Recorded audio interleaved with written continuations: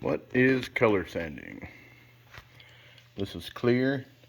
It has not been touched, straight out of the paint booth. Looks pretty flat.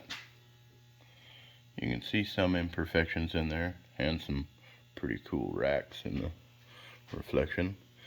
This has been sanded down to 1200 grit.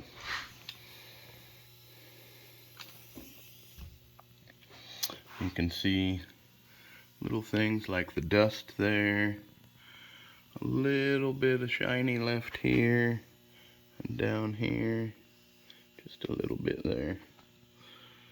Little dust here. Color sanding is taking all of that out, making it nice and flat,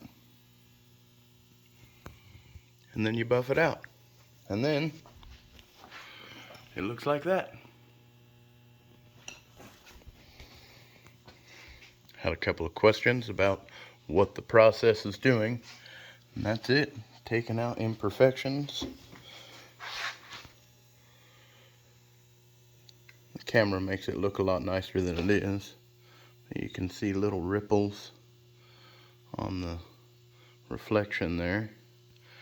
That'll all be gone after we buff. So there it is. That's color sanding.